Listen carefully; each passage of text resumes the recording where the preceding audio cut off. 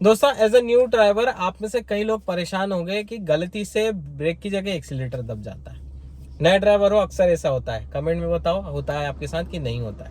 सबसे पहली चीज, ऐसा क्यों होता है, इसको क्या बोलते हैं, इसको कैसे ठीक करें, कई लोगों के दिमाग में सवाल होता है। लेकिन इसका सोल्यूशन आपको नहीं मिलता, ना ही आप गूगल पे ढूंढ पाते हो, ना ही आपको यूट्यूब पे मिलता है। कई लोगों ने कमेंट भी करा था कि सर ऐसा क्यों होता है, तो उसका आंसर मैं दूंगा और सिंपल स्वीट एंड शॉर्ट तरीके से दूंगा। क्या बोलते हैं इसको? इसको बोलते हैं पेडल मिस एप्लीकेशन।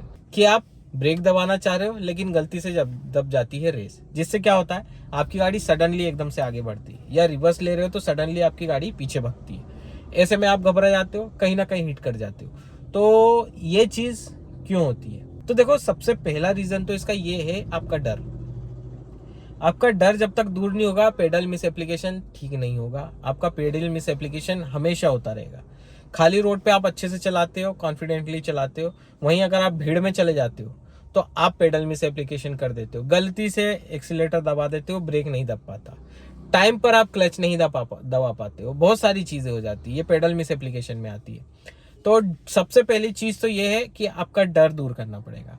डर दूर कैसे करना पड़ेगा?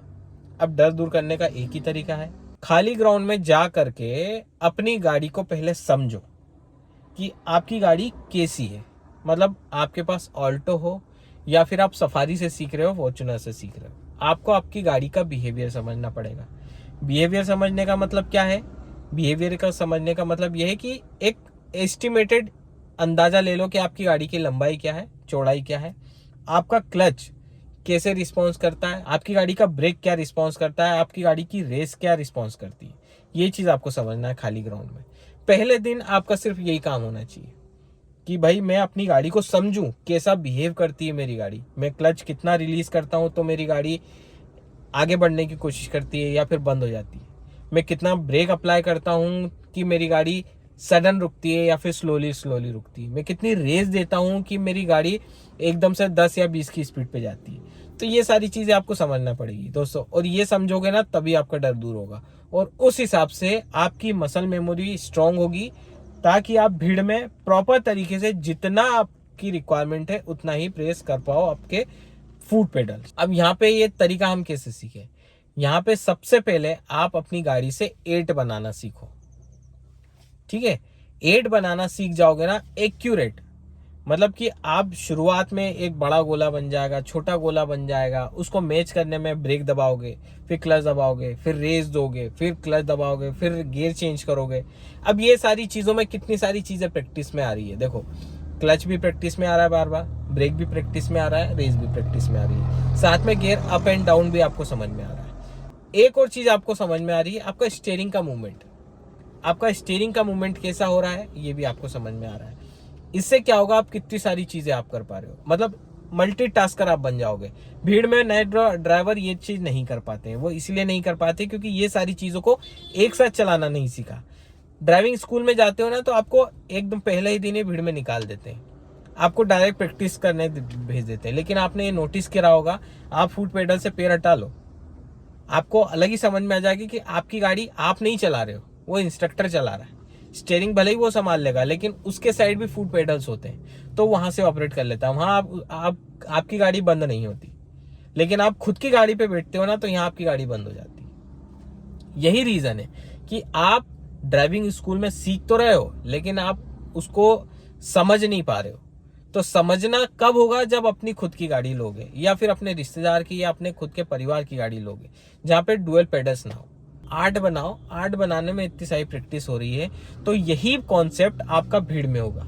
जब आप भीड़ में चलोगे ना, तो जितनी कैपेसिटी से आपको एक्सीलरेटर देना है, आपका पैर उतना ही फोर्स लगाएगा। जितनी कैपेसिटी से आपको ब्रेक लगाना है, आपका पैर उतनी ही कैपेसिटी से फोर्स लगाएगा गाड़ी को रोकने के लिए।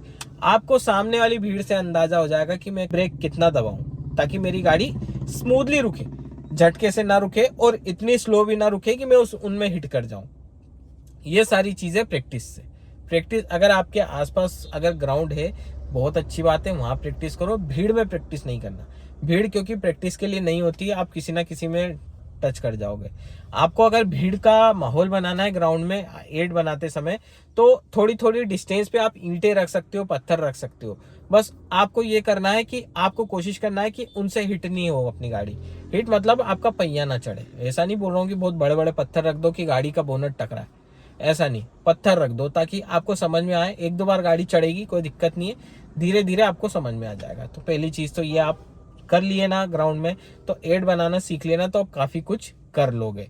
शुरुआत में जब सीख रहा था मेरा नेचर ऐसा था डर वाला, कि भाई मैं डर गया हूँ, मेरे को यार क्या होगा समझ में नहीं आता है। लेकिन वो धीरे धीरे वो डर अपने आप दूर होता जाता है। देखो वो चीज होती है, कोई भी चीज आप एक बार फेस कर लेते हो ना, तो दोबारा हिम्मत आ जाती है उसी चीज को फेस करने के लिए, अगर उस चीज से आप बाहर निकल गए तो वही चीज है। ड्राइविंग भी एक ऐसी चीज है, आप फेस करोगे डेली कुछ ना कुछ, सिचुएशन से बाहर निकल जाओ। बस सिचुएशन से बाहर निकलना आना चाहिए। अगर वो नहीं कर पा रहे हो तो फिर दिक्कत है, प्रैक्टिस लंबे समय तक करनी पड़ेगी।